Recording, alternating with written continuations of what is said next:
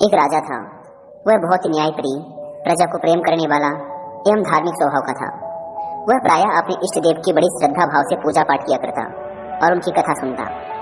भक्ति के प्रभाव से राजा का मन बहुत साफ था। राजा अपनी प्रजा को सुखी रखने के लिए अपनी ओर से पूरा प्रयास करता। एक दिन इष्ट देव ने प्रसन्न होकर उसे दर्शन दिए तथा कहा, राजन, हम आपकी भक्ति व कर्म से बहुत प्रसन्न हैं। बताओ, तुम्हारी क्या इच्छा है? हम उसे अवश्य पूरा करेंगे। प्रजा को चाहने वाला राजा बोला, भगवान, मेरे पास आपका दिया हुआ सब कुछ है। आपकी कृपा से राज्य में सब प्रकार की सुख शांति है। राजा अपनी प्रजा से बड़ा प्रेम करता था।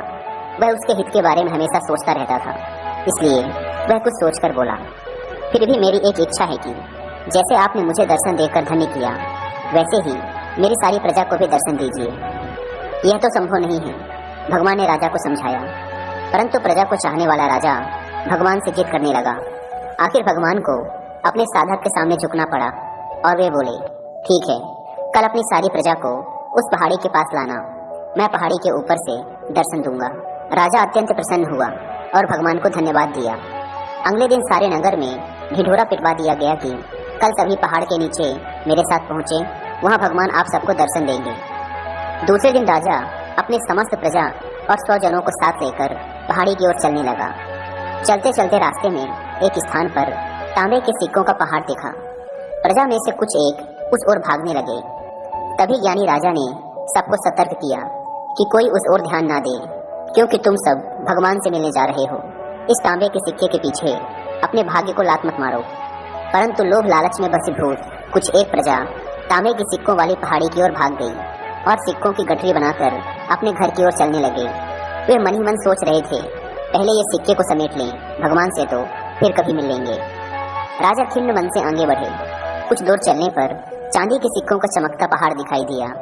इस बार भी बचे हुए प्रजा में से कुछ लोग उस ओर भागने लगे और चांदी के सिक्कों की गठरी बनाकर अपने घर की ओर चलने लगे।